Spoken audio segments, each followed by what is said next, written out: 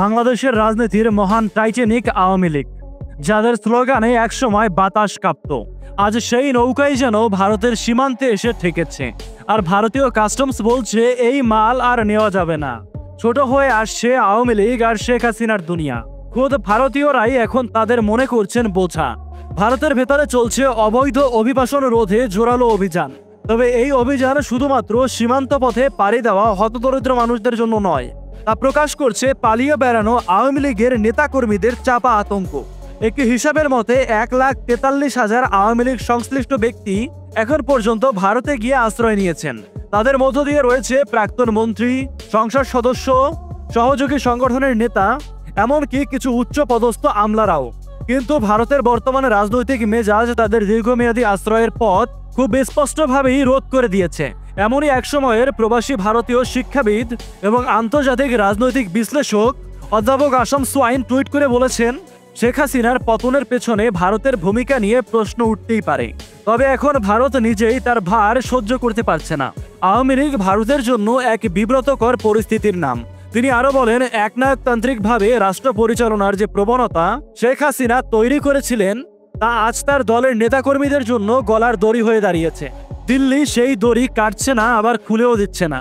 অন্যদিকে সুশী থারুন, কংগ্রেসের বুদ্ধিজীবী রাজনীতিবিদ, সম্প্রতি দিল্লিতে এক বই প্রকাশ অনুষ্ঠানে সরাসরি বলেই ফেললেন, শেখ হাসিনার কিছু সাম্প্রতিক মন্তব্য পরিস্থিতিকে আরো জটিল করে তুলেছে। তার মতে বাংলাদেশে যে সরকারই আসুক না কেন, ভারতের নীতিগত অবস্থান হওয়া উচিত নিরপেক্ষ এবং জনগণের কল্যাণ কেন্দ্রিক।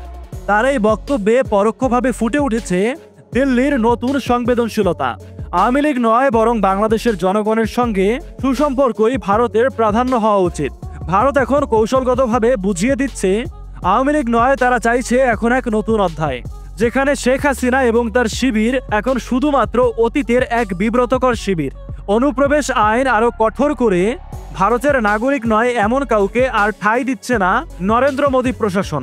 দিল্লি থেকে কলকাতা, শিলচর থেকে গুয়াহাটি, সব জায়গাতেই এখন ভারত ছাড়ুন বার্তা পৌঁছে গেছে, যার ফলে আরো সতর্কভাবে পালিয়ে বেড়াচ্ছেন পলাতক নেতারা। এই পরিস্থিতিতে নেতাদের বড় একটি অংশ ভারত ছাড়ার চেষ্টা করছেন। কেউ কেউ গিয়ে পাড়ি জমিয়েছেন ইউরোপে, কেউ আবার আমেরিকার শরণাপন্ন হওয়ার চেষ্টা করছেন। যারা এখনো পর্যন্ত ভারতেই আছে, তাদের কপালে রয়েছে গভীর চিন্তার ভাঁজ। ইতিমধ্যে শেখ হাসিনাও নাকি নির্দেশ দিয়েছেন, ভারত ছেড়ে ফিরে যাও, গিয়ে দেশের পরিস্থিতির মুখোমুখি হও। কিন্তু প্রশ্ন হলো, কিসের মুখোমুখি? অন্তর্বর্তীকালীন সরকারের অধীনে আওয়ামী লীগের সকল কার্যক্রমই নিষিদ্ধ। আদালতের কোনো রায় না হওয়া পর্যন্ত এই দলটির রাজনৈতিক ভবিষ্যৎ এখন অনিশ্চিত। দেশে ফেরার মানে একরকমের আত্মসমর্পণ। তো মূল বিষয়টা হচ্ছে, আওয়ামী লীগদের দিয়ে এখন আর ফায়দা লুটতে পারছে না ভারত, যে কারণে আওয়ামী লীগ নেতাদের প্রতি ঘৃণা বাড়ছে ভারতীয়দের। ফায়দা লোটা শেষ, এখন পাছায় লাথি মেরে বের করে দিচ্ছে। আওয়ামী লীগের এই দুর্দশা দেখে তাদের নিয়ে আপনার কোনো মতামত থাকলে তাহলে তা কমেন্টে লিখে জানাতে পারেন।